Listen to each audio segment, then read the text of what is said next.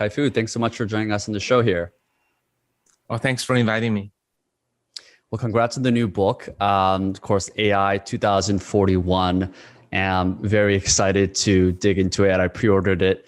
I ordered it a couple of days ago and started to read a few of the chapters. I mean, definitely is a interesting perspective. And I love the way you took the fiction route to really get people to really think about and visualize the potentials of what we're going to see in the next 20 years.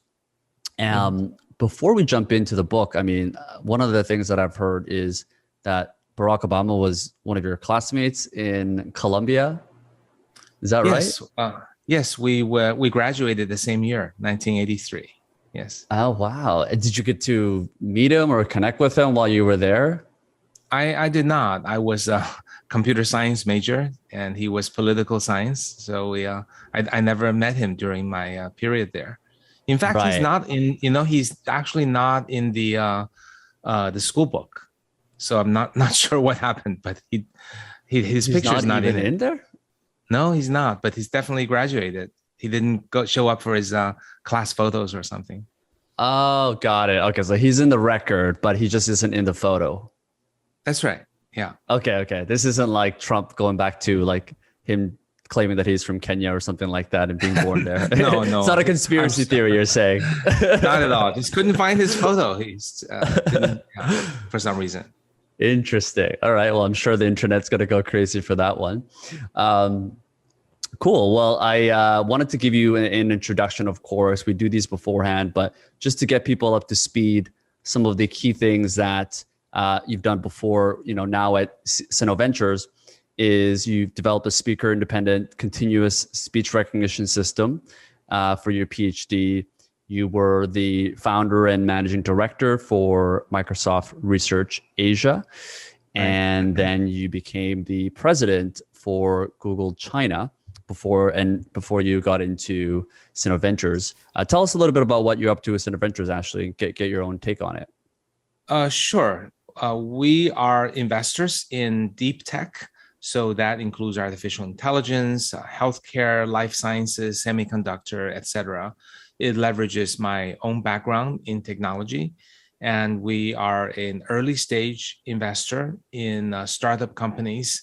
And we will accompany them all the way to IPO. So we're very similar to the likes of Andreessen Horowitz or Greylock or Benchmark in the Silicon Valley. And is the idea, because you guys are primarily focused on, let's say, AI, to be focused on companies in China and the US, knowing that they're going to be the duopoly winners in this race that we'll talk about? Yeah, we are mostly investing in China. We had earlier efforts to expand globally and including the US, but that became impractical due to recent geopolitical issues. So we're more focused on China now. We do occasionally make an investment abroad. We invested in a French company 2 months ago, but that's by exception. Got it. By impossible, you mean there are regulations set in the US that forbids Chinese investors from investing in the US completely, or are you just saying it's harder now? It's harder. There's no specific regulation, but there is CFIUS, which means people who take quote unquote Chinese money have to disclose. And that's a hassle to some people. And we're honestly not Chinese money by any means, where our investors are almost a half US investors. But nevertheless, because of our primary location, we have been labeled that way. And it's just not convenient for entrepreneurs to take money that requires extra disclosures. Entrepreneurs want to build a business, not to spend their life doing disclosures. Right. Especially with this unpredictability of what will happen in the next 5 to 10 years. Like we just don't know. There might be further turmoil or further restrictions. So it's kind of a marriage, right? When you're taking that money. So I can see why that's the case. Right, exactly.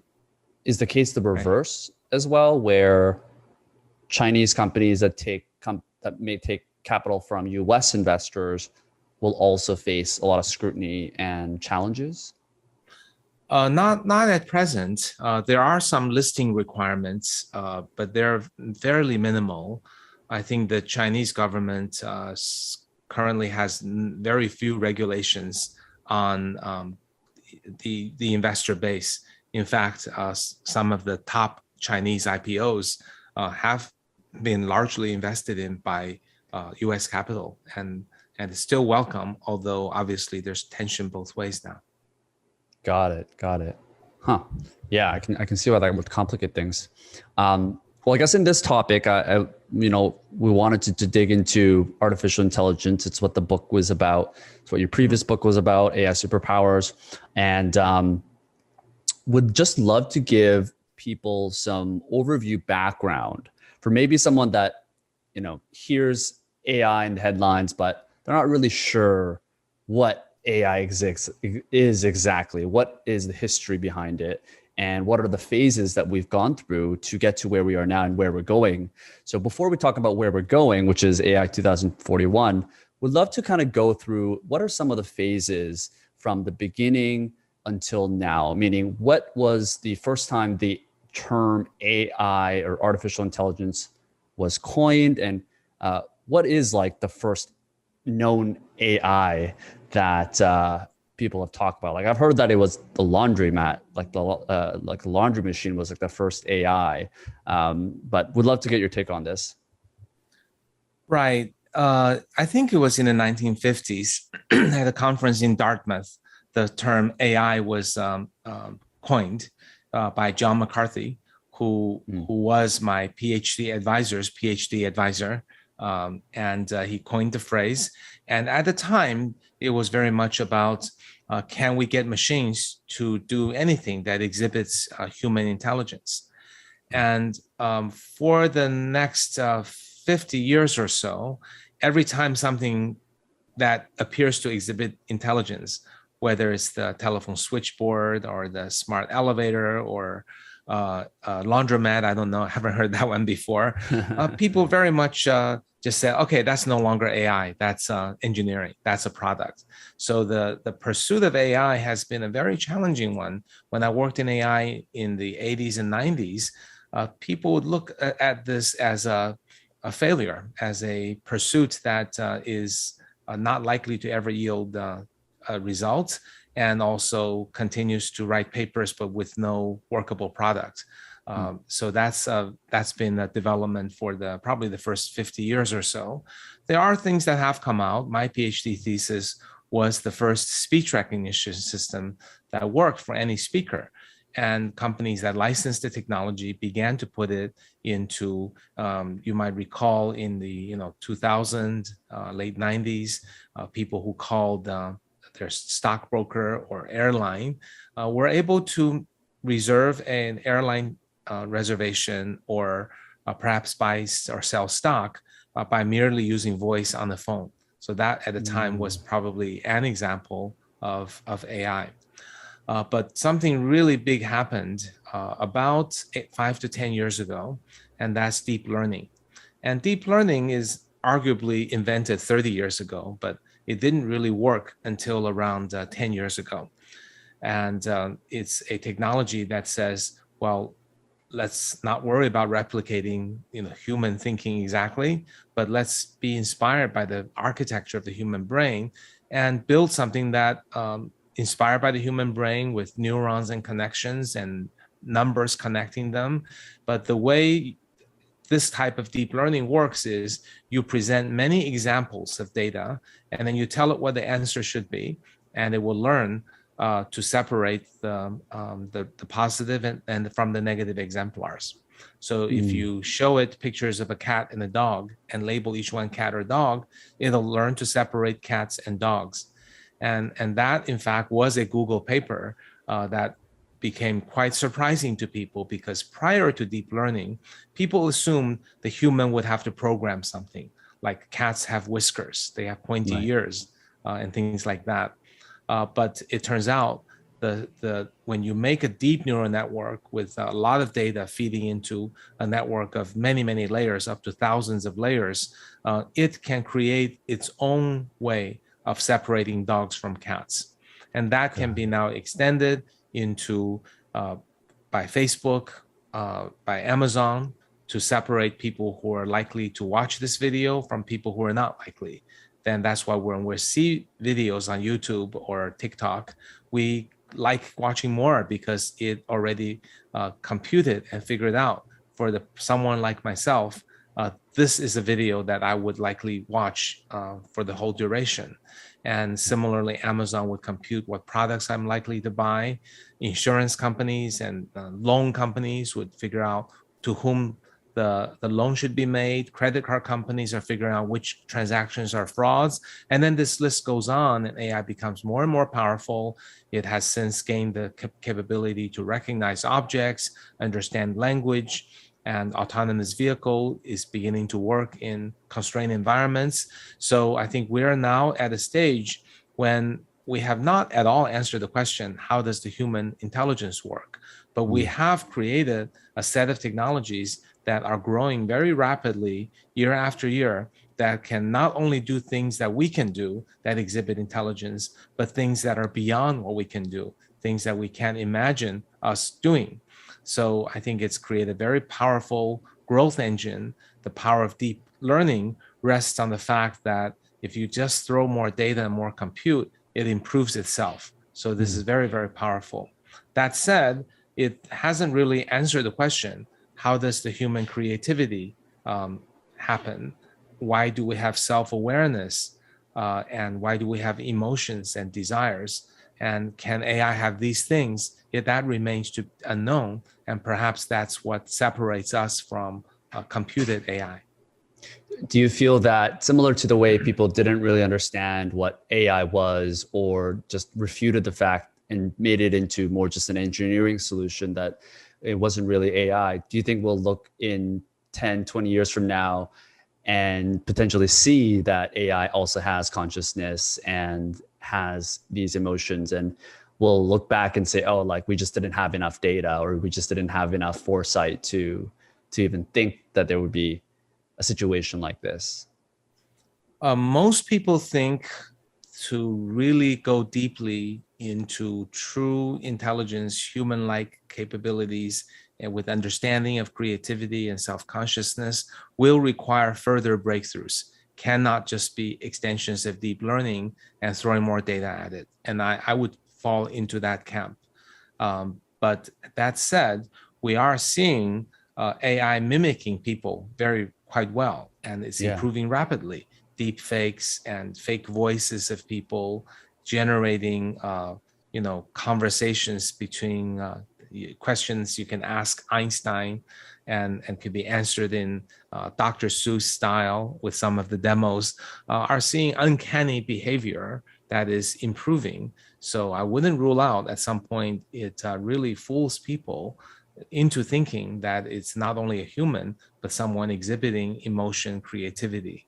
But probably to truly replicate the human process and become a superset, that will remain elusive, at least in the next 20 years. Well, particularly around consciousness. I mean, I can self-claim that I have consciousness. I feel it, but it's hard for me to know from the other person's, for yourself or from my friends, whether they have consciousness. There's really only perspective of myself. Is that ever something we'll ever know from robots or AI in general, that they'll have consciousness? Like, how would we ever prove that? Well, the problem is the brain science is still at very formative stages. So people who study brain science can't yet answer the question of what is consciousness. And there's still quite a bit of debate. So I think first we have to study our brains, and we have to first understand what the question is. Then we can question if AI can exhibit it. And I would think, right now, based on current set of technologies, AI can fake a lot of things. Faking visual, audio is easier. Faking understanding is harder, but happens sometimes. Faking creativity and consciousness, I think, will be extremely hard. So we'll have many decades to keep working on the one side. The AI scientists will try to fake it, and then the brain scientists will try to figure out what it is that we should fake.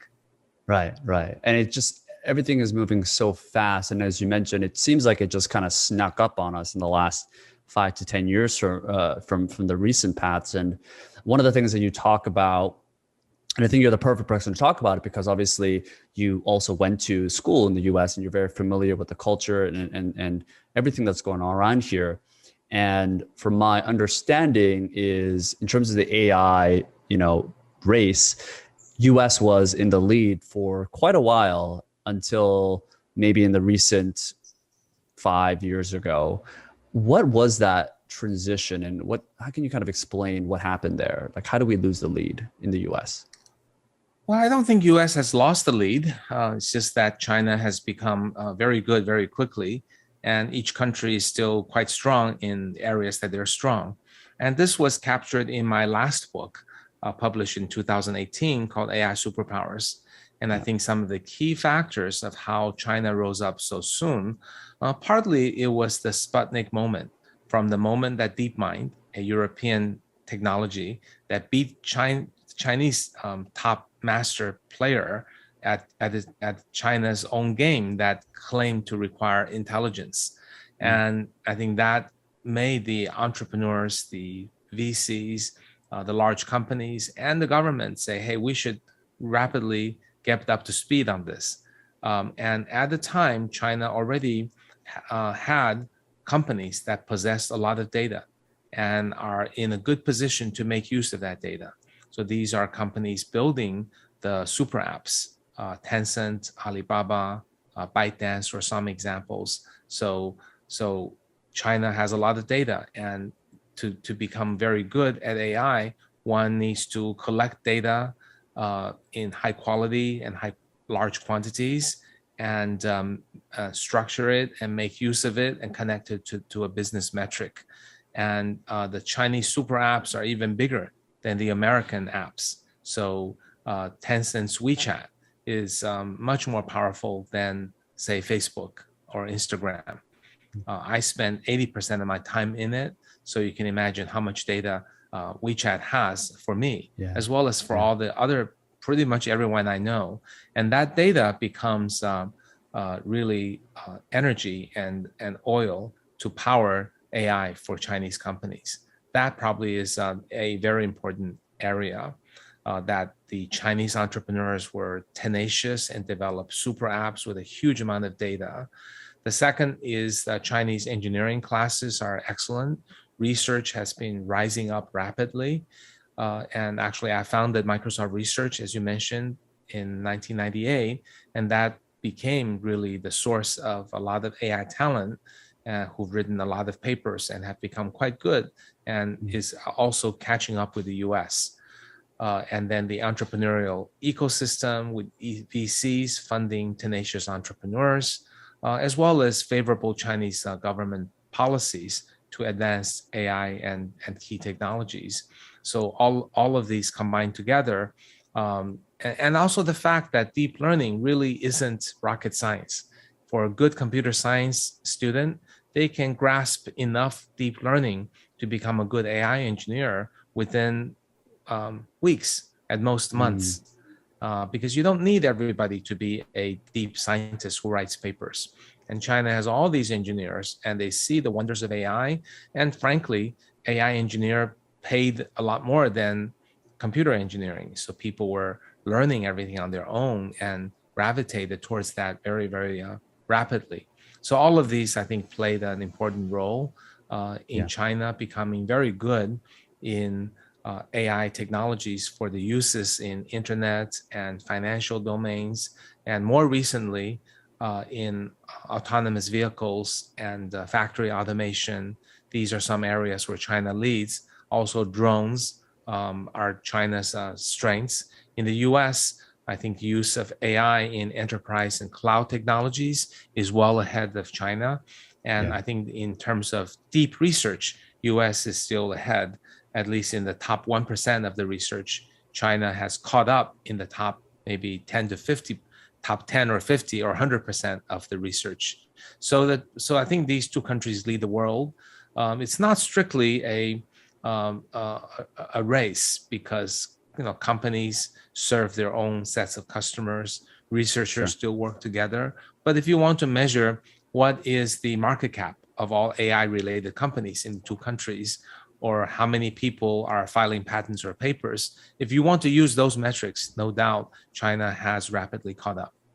Got it. Got it. And particularly just going back to the super apps and the way that it's structured in China, because it's fascinating for me how WeChat is the only app that you can use really to go through your regular day lives. And I would imagine like the average number of apps that a American person has is probably exceeding by double the number of, that someone in China may need on a regular basis.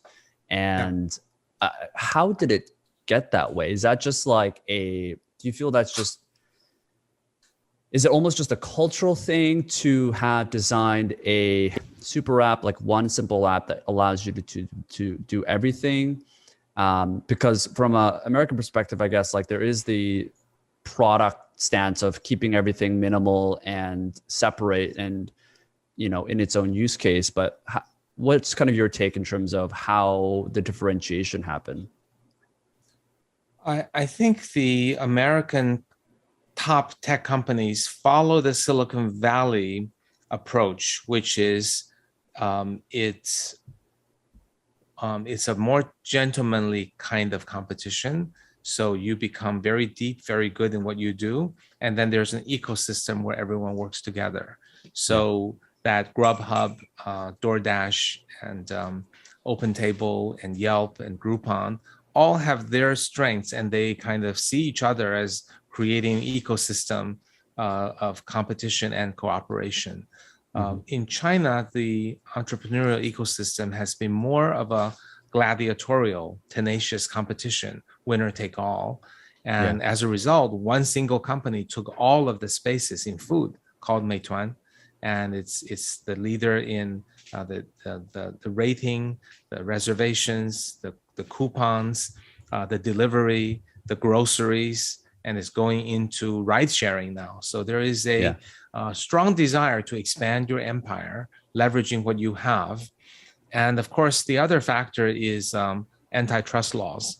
I think they were much stronger in the US due to historically seeing the likes of AT&T and Microsoft and Google sort of getting into trouble and getting checked by the government. I think has given the US government more of tougher stance against monopolies. And I think China is now realizing that it too needs to regulate these large companies. But in the early stages, it didn't do so as much as the US government. Yeah. So is it just like this killer culture mentality in China of wanting to really dominate, and that really drives this monopolistic, super apps that exist today? Yeah, I think if you want to go deeper, it's about the culture that has many families that were poor for 10 or 20 generations, and now the younger generations see that they are the first opportunity in 20 generations to become rich, to become successful. There's high expectations from their families. So that's why everything's competitive, getting into a top school, joining a good company, building a great company, winning. So that I think is part of the hunger and the desire that comes naturally from having quickly risen from a poor country and poor families into a chance to really change all that. And we've seen that in other cultures. In the US, it was perhaps in the early 20th century. And we've also seen that in Japan, Korea, and other countries. So it's a period of time where people see, wow, I can do better than the last 10 generations in my family. I got to grasp this opportunity and give it my all. Yeah, and this definitely rings true for immigrants coming into the US or Canada from places like China, Korea, Japan, or anywhere else, India. And even with China, you guys have this thing called 996. Can you explain to people what 996 means for people that, or 997 rather, I guess, in many startups in China? Yeah, in the early phases, uh, I think the entrepreneurs encouraged a hardworking environment because people were striving for success and are willing to work hard. So 996 means working 9 a.m. to 9 p.m., 6 days a week. Although that is a little bit frowned upon in China now about Oh, is not it? I pushing didn't know people that. too hard. Yeah, it's frowned upon. Uh, yeah, I think the society is saying, wait a minute, this group of entrepreneurs are pushing people too hard. There have been Huh. sudden deaths, heart attacks, and I think there are some efforts um, in the media and government messaging that pushing people this hard may not be good for their well-being. We'll see how it works out, but certainly it's an element that has driven the environment for the last uh, 30 plus years, which after China opened up. What are the things that they're doing to reduce these number of hours? Because 996 is like 9 a.m., 9 p.m., 6 days a week, but 997, which is 7 days a week, is was also Yeah, very common back in the day. Are they just yeah. are they adopting like 995 or 965 to make that like a cultural thing in China? Yeah, roughly, for example, in some large internet companies that used to require working 6 days every other week is now going to 5 days every week. So that would be a change in this direction. Yeah. How do you feel about that? Do you feel like the younger generation is a little bit, falling behind in that sense? Well, I think millennials globally are a little bit similar. China's getting wealthier, so the Yeah. middle, so I think the middle class is growing, and there are more people in the millennials born into well-to-do families or middle class, and I think they want the same things as other millennials. So I Yeah. think as I mentioned, this 996 tenacity, hunger for success would eventually fade away as the country becomes wealthier.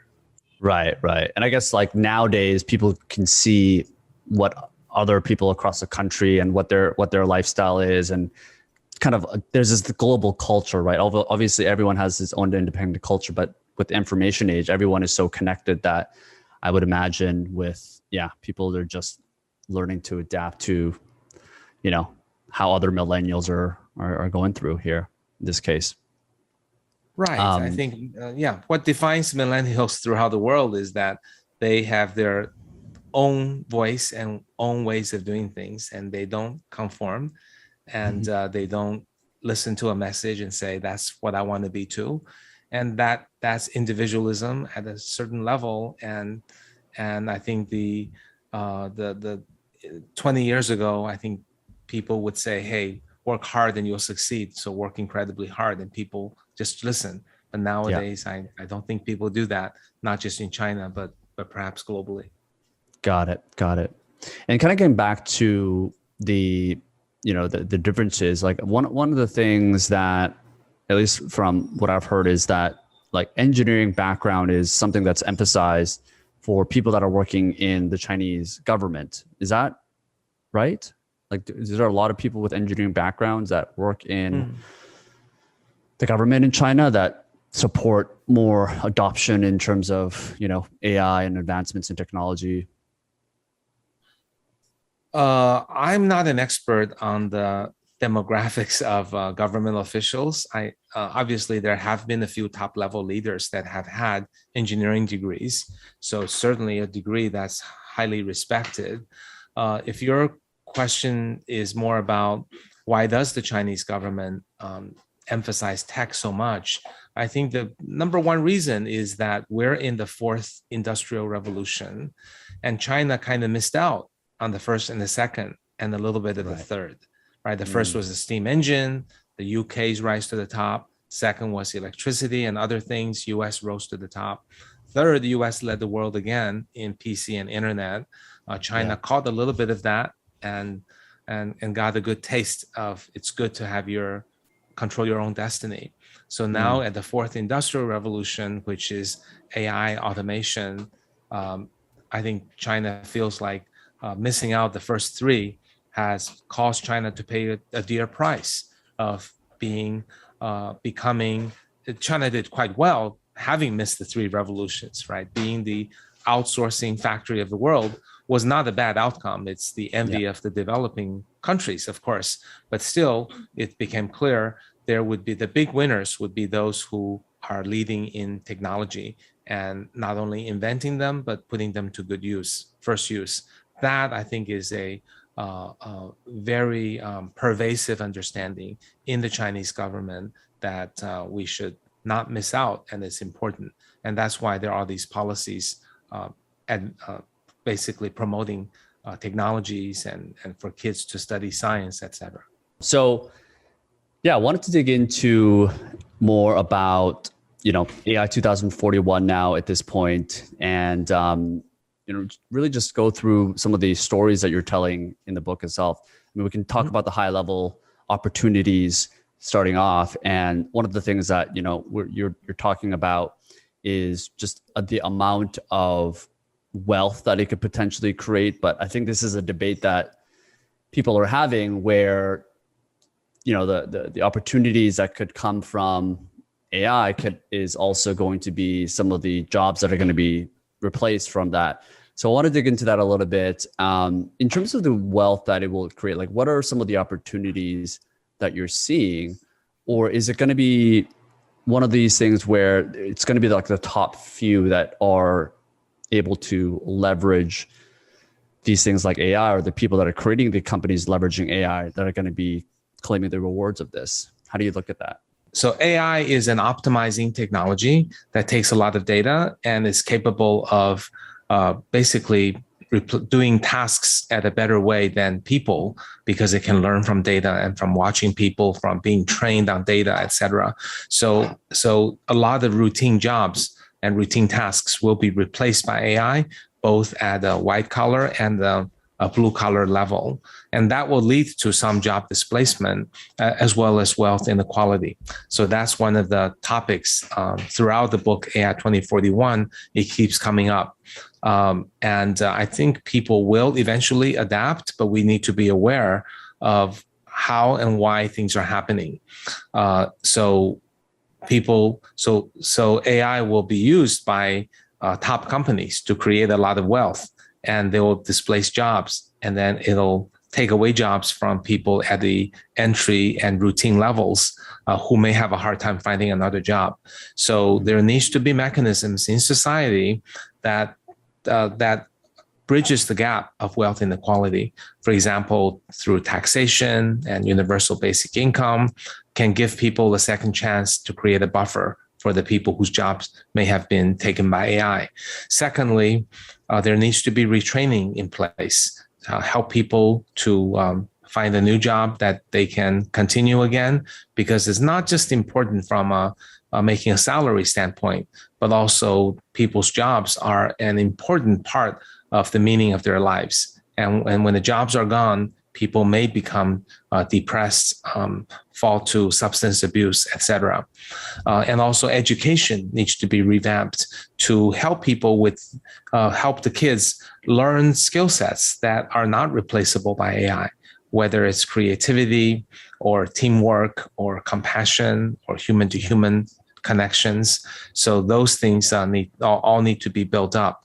And I think we can get over these problems of job displacement and also even look forward to AI creating new jobs, although we don't exactly know which they will be, but we do know they will not be routine jobs. So the blessing for us as a human race is that once we get over the hump of job displacements, wealth inequality adjustments, policies needed, et cetera, we can look forward to first AI creating a lot of wealth for the world, for society, because no longer do we need routine human labor to create products. And secondly, we as a human race are then liberated from having to do routine work. So we can do things that we enjoy or we're good at. So it's a tough intermediary period. Once we get over it, we can look forward to a much better environment and world. Got it. So when you say wealth, you don't necessarily just mean the financial side of things. You're talking about the time, you're talking about you know, allowing people to be more creative and having more access, like just overall those benefits that come from that process. Got it. And in terms of the new jobs that could potentially be created, like have you envisioned or thought about what are some of these things that could potentially come up as we get into 2041? Yes, and I think the book describes some of those possibilities. One obviously is in a world full of robots, we're going to need robot repair. We're going to need people who program the AI. On the other side, with people having more time on their hands and with goods becoming produced by robots and becoming cheaper, people will want to spend their money more on services. So the services sector should undergo a substantial increase, both in number of employment and number of innovative services that people can have.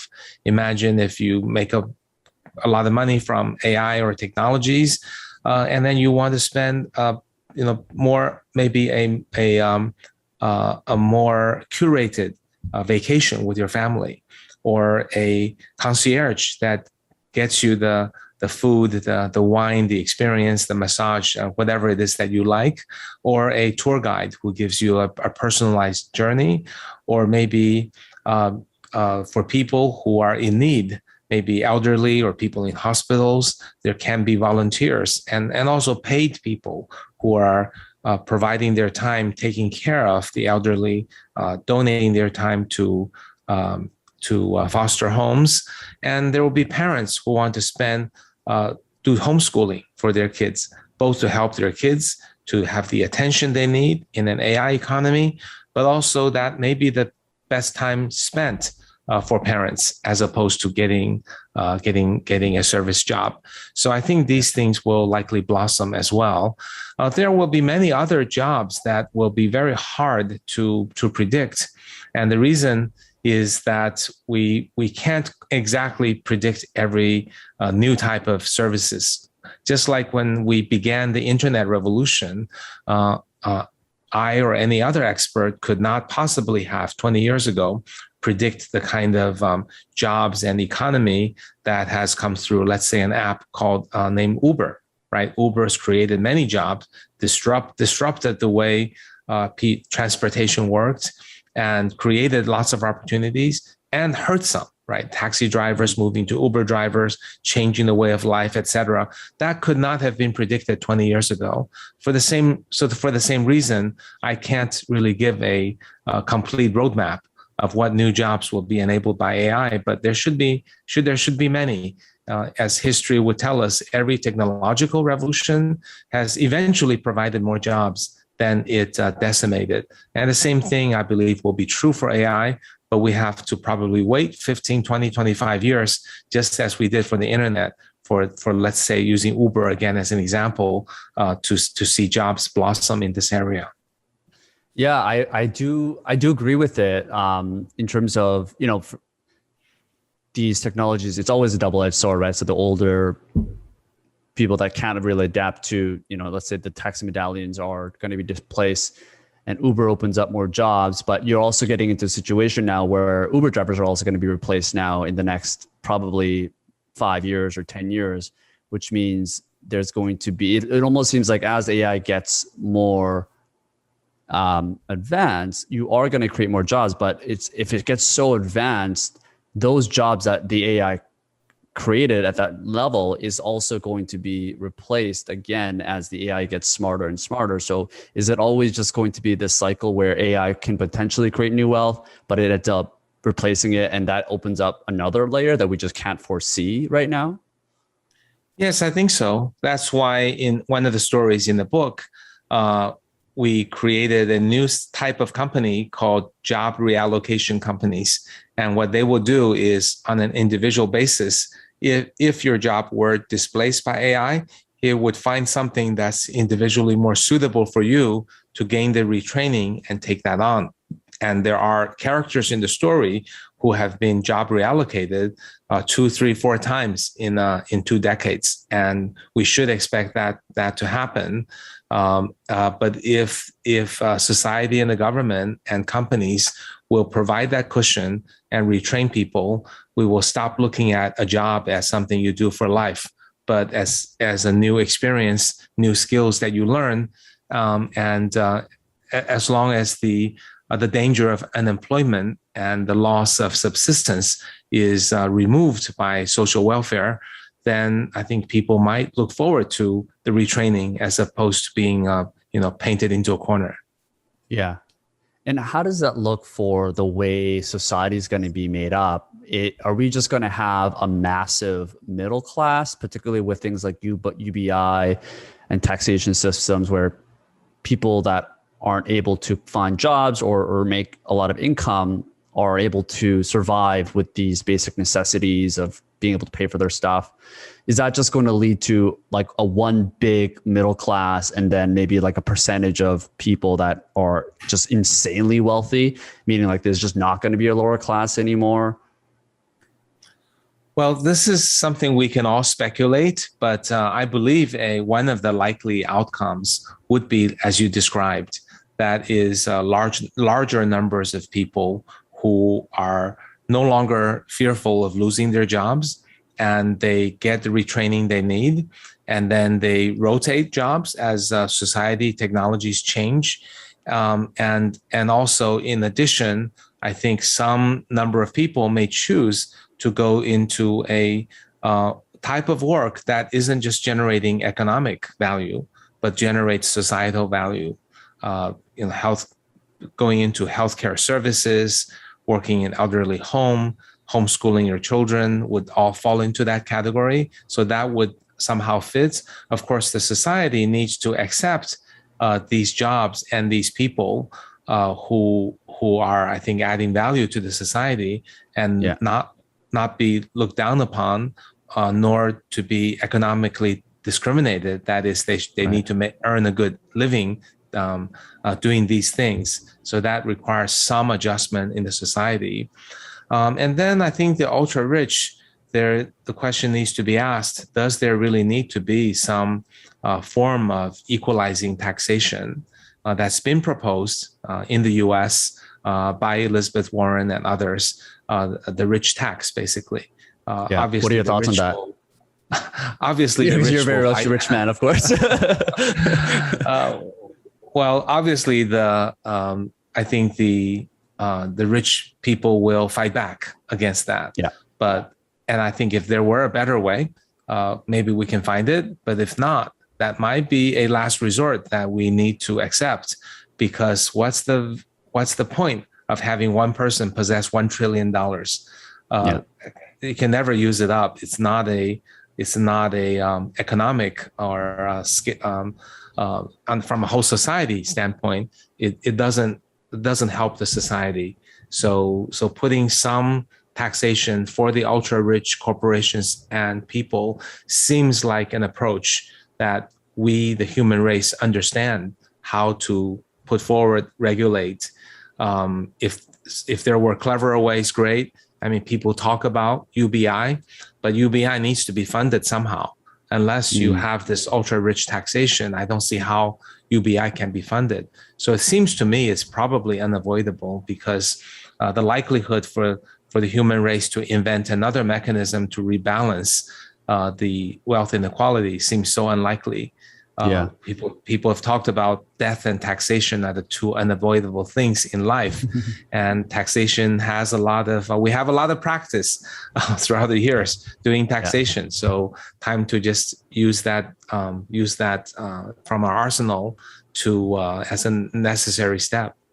Yeah, there must be something that is in between, where if someone that is at that top 0.1% can deploy the capital in an efficient way that gives back some sort of value to society, which is hard to quantify or hard to classify, I guess. I guess one example is like Jeff Bezos. Obviously, he gets a lot of knack for being the wealthiest person in the world, but there's something to be said, I feel, that the person that ended up, unless it was nepotism, but someone that actually ended up making their own wealth and was self-made, is in somewhat, if deserving of like being able to deploy that capital in the most effective way for society. Like Jeff Bezos can do what he does now, which is with Blue Origin, because he has the capabilities, and the reason why he got to, the billions of dollars that he has is because he just has those capabilities, the work ethic, the knowledge, the experience to do that. And I think there is some sense in terms of someone that has that amount of capital, as long as they're deploying it into something that can push society forward, deserves to keep that capital and continue to deploy it, because that person can make better decisions in some sense than the average person, certainly better than me. So I don't know. It seems like it's a hard thing to quantify, but I feel like there's an in between there rather than just taxating for the sake of taxating, Mm-hmm, mm-hmm. Yeah, like the Gates Foundation is another example. That's right. With the dedication and the research they do, deploying the money in the most efficient way. It's the money that you made, so you care more about it than the government. And there's something just to be said about that. But of course, if you start creating all kinds of different ways you can quote unquote contribute to society without being taxed, then the loopholes will emerge as well. So you have to balance these. Yeah. And just in terms of the job displacement, I mean, I think what's inevitable is that AI will accelerate continuously. And kind of as brash as it sounds, like the people, like when I have kids, those kids will just grow up in a generation that is built around learning these skill sets that they need to thrive in this new world. And there's just going to be this temporary step that we have to go through where the existing generations that grew up without AI are going to have a little bit of trouble, but like the world's going to move on, right? Eventually. And our kids and our grandchildren, they're just going to be able to thrive in this world. Which is, I mean, for this generation, it's scary because you're saying in 15 years, 40 to 50% of jobs will be replaced by AI. And you kind of have these steps and processes. Can you actually break down the 4 quadrant that you have in terms of the repetitive jobs and the ones that are going to be non-creative, and which types of jobs can't be replaced? Sure. Yeah. In both of my books, I used 2 dimensions to create 4 quadrants, and basically the dimensions are on the horizontal axis is the level of creativity. So the more creative, the more human involvement is required, and the less creative would be more routine work where AI can take over more quickly. Then on the y-axis would be the trust, compassion, empathy, human-to-human connection element. Higher up would be jobs that require a lot of that human connection. Lower would be the ones that you can do isolated. And clearly in these quadrant on the lower left would be the low compassion, low creativity that's likely to be all replaced by AI. And that's a good percentage of the tasks that we do on a day-to-day basis. But on the high compassion, lower creativity level, that's where the service jobs will emerge. The healthcare services, tens of millions of jobs like that. Also, some jobs like teachers and doctors will become more human connection and maybe less using AI as a way of doing teaching or diagnosis. So on that front, so jobs will be shifting from the routine work up to a lot of it will be up to the service work, because it's going to be hard to teach a routine worker to become creative or to become a CEO or a scientist, but probably becoming someone in the service industry seems more feasible. And then on the lower right are the high creativity, but jobs that don't require a lot of compassion and human connection, jobs like scientists, researchers, etc. So that will continue to be human occupied, but perhaps using more AI tools in a symbiotic way. And then finally, the high compassion, and the high creativity jobs, maybe a CEO's job or someone running a country requires both of that to do a good job. Then those will also be using AI tools, but that's where the human unique qualities of creativity and compassion will come together and shine. Got it. Got it. So for someone that is about to enter high school or university and their or parents that are listening to this to figure out what are some of the skill sets that they should be teaching their children, is the focus going to be more on soft skills and that things like, I don't know, creative arts or philosophy or those things are going to be or psychology, those things are going to be the ones that might be more relevant for adapting into this new world than, kind of the hard skills that maybe we're taught in university and traditional system. Yeah, directionally, what you said is basically right. But I think even more importantly, there will need to be new courses and a new learning process to gain the skill sets that really need to be gained. For example, how do you make someone more creative? How do you hone critical thinking skills and increase curiosity? And how do you increase the level of why and why not in the classroom and less about what's the answer? So that shift needs a whole new design of education. Similarly, the soft skills, compassion, empathy, ability to communicate, persuade, and work in a team, and win people's respect and trust, that has always been, I think, more than 50% of success in any corporate world anyway. But classrooms haven't been good at teaching those. So how do we pivot the education process? And if it's not done in a public school, maybe parents will want to provide that. So I think that's the most important thing for parents, is to make sure that the kids can learn new skills, become creative, and have a strong ability to communicate and empathize with other people. Yeah. Also, I would say it's incredibly important for the kids to follow their heart, to follow their passion, because you're not just competing with other people, but AI that is becoming increasingly good. So if you don't do what you love, it's hard to become the best in what you do. So those are the suggestions we give. And in the book, AI 2041, we talked about how AI tools can be used to enhance education. One example is in the story Twin Sparrows, when AI companions are working with each kid, trying to make learning fun and trying to watch the kid from all day long and then gain enough understanding so that it knows how to motivate the child, what they like, and making learning engaging and fun in an individualistic kind of way. So that kind of paints a possible technology future for education. But of course, parents need to also do what only a parent and a human can do to help the child grow in this particularly challenging age, but also full of technology infusion and opportunities. Do you see a world where robots and humans can fall in love with each other? It's quite likely that there will be humans who fall in love with robots that are maybe software-based, maybe chatbot at first, then conversational, because AI is just getting better and better at it. It fakes emotion, connection, and understanding. And then eventually, probably beyond 20 years, there can be robots that have those capabilities too.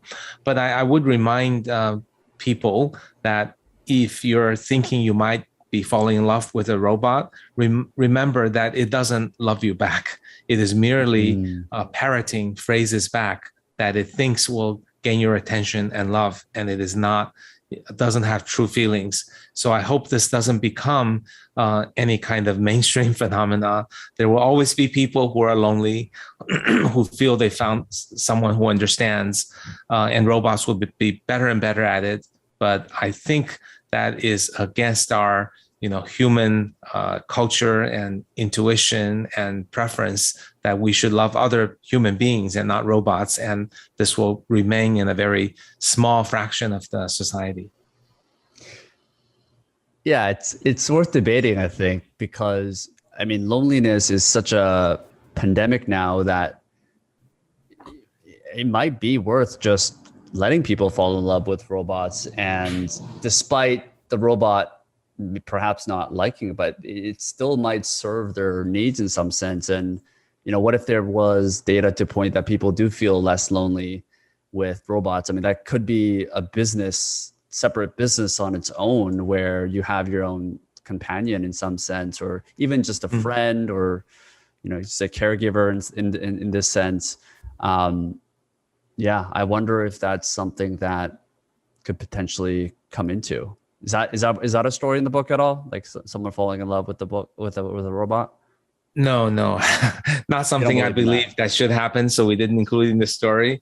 But there were companions. There were Mm, companions. There were AI keeping people company.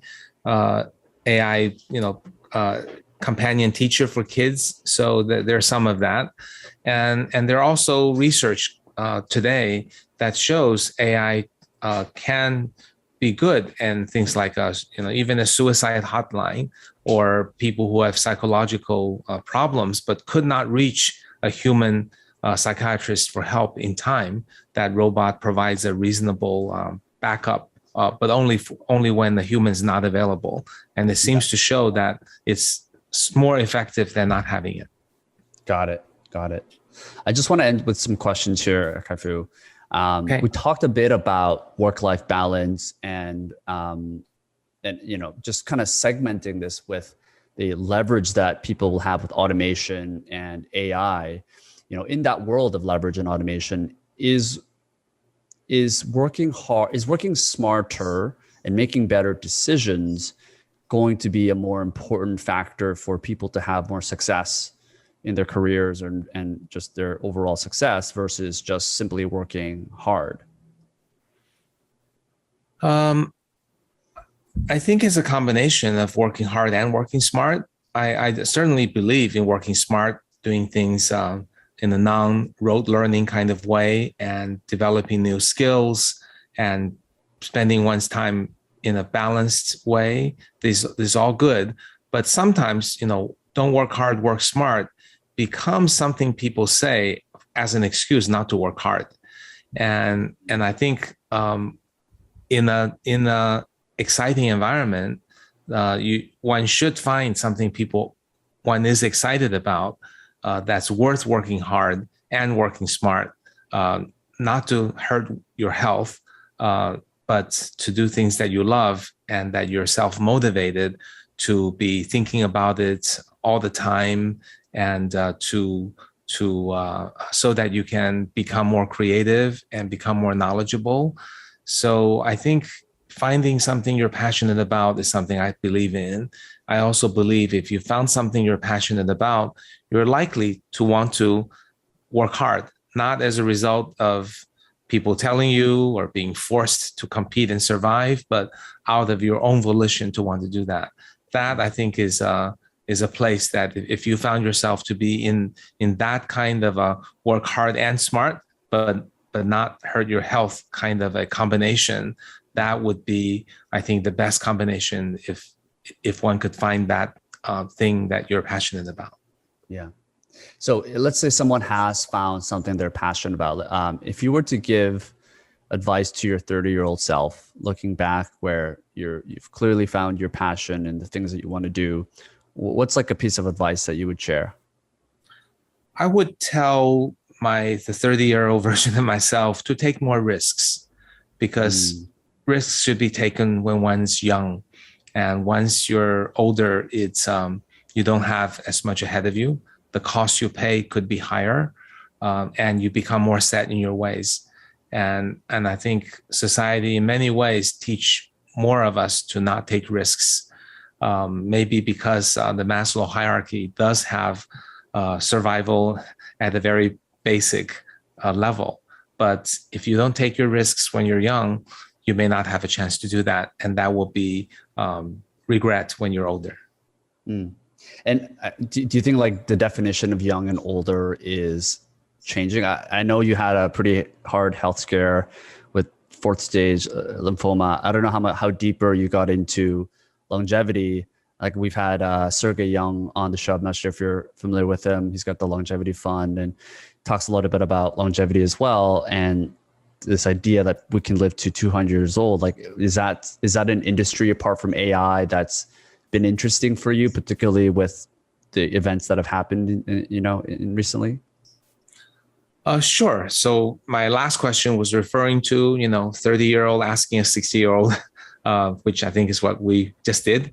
But I also believe in longevity. The two are not mutually exclusive. I think new advances in life science and also using AI can be well combined with longevity.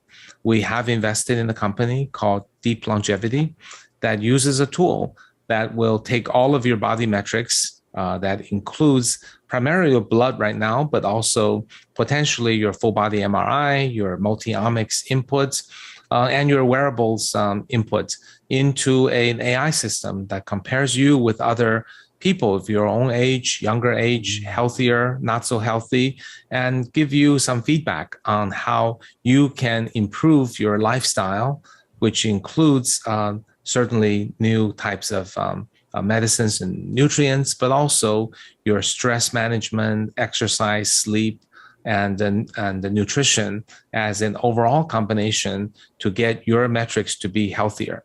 I don't think we, the human race, have ever had a complete data-centric way to manage ourselves. If we believe data-centric ways are better ways to manage companies, better ways to make internet companies, financial companies more successful, then we should use it on us. So I am engaged in using this technology right now.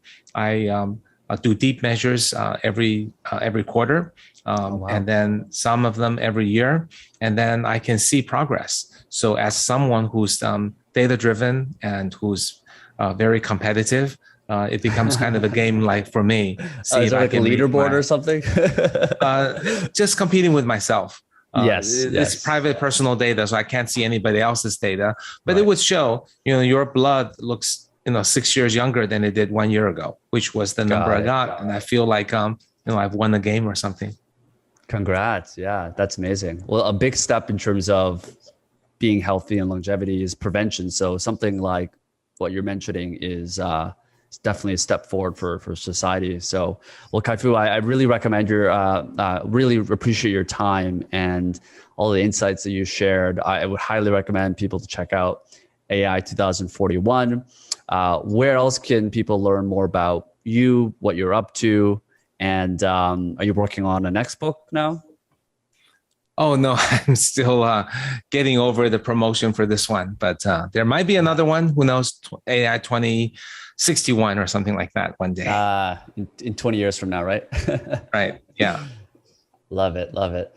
Well, really, again, appreciate your time. Highly recommend people to check it out. And thanks so much for tuning in, guys.